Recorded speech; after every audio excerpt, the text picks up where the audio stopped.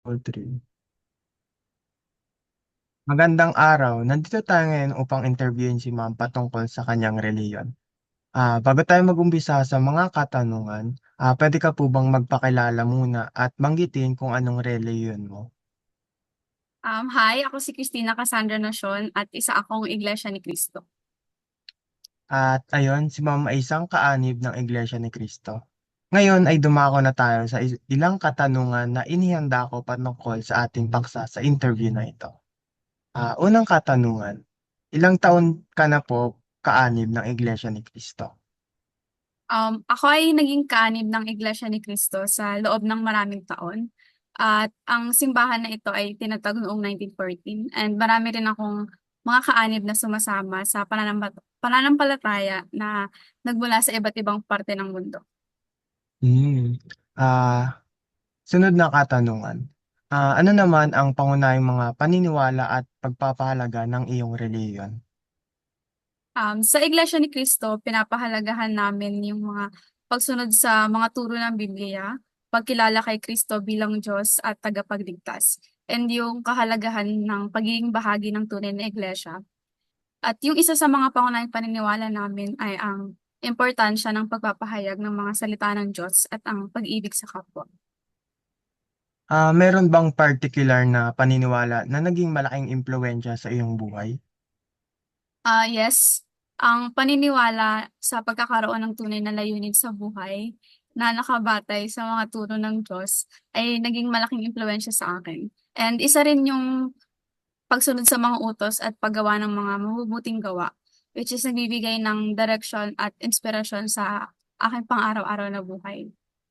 Hmm. Ano naman ang pinakagusto mong aspeto ng iyong pananampalataya sa Iglesia ni Cristo? Ang pinakagusto kong aspeto ay yung pagkakaroon ng sama-samang pagsamba at yung pagkakaisa ng mga kapatid sa pananampalataya. Kasi para sa amin, yung sama-samang pagdarasal at pagtulong sa isa't isa ay isang magandang halimbawa. Paano mo ibinabahagi sa ibang ang aspetong ito?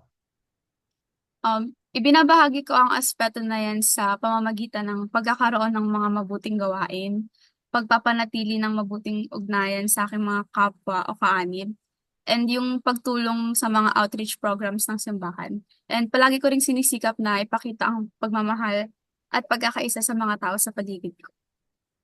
At huling katanungan, ano ang pinakamalagang aral na natutunan mo mula sa iyong reliyon? Ang pinakamahalagang aral na natutunan ko ay ang halaga ng pananampalataya at pagsasakripisyo dahil ang pagtitiwala sa Diyos sa lahat ng pagkakataon at ang pagpapahalaga sa pamilya at komunidad ay bumubuo ng aking pagkatao at layunin sa buhay. So ayun, narinig na po natin ang mga sagot ni Ma'am sa aking katanungan. At bago matapos ang interview na ito, nais ko lamang magbigay ng saloobin sa usapin na to patungkol sa reliyon. Sa pakikinig ko sa mga sagot ni Ma'am, nalaman ko kung gaano kalalim ang epekto ng relihiyon sa buhay ng isang tao. Hindi lamang ito patungkol sa mga paniniwala, kundi pati na rin sa kung paano ito nagiging gabay sa mga desisyon natin sa buhay. Nagbibigay ng pag-asa sa gitna ng mga pagsubok na pinagdadaanan ng bawat isa sa atin at nagbubuklod sa mga tao sa isang reliyon upang mas lumalim pa ang relasyon ng tao sa pinaniniwalaan nila na Diyos. At sa huli ay dapat respetuhin natin ang bawat paniniwala ng tao at kanilang reliyon. At ayun lamang po at maraming salamat ma'am sa pagpaunlak sa aking interview. Thank you! Alam.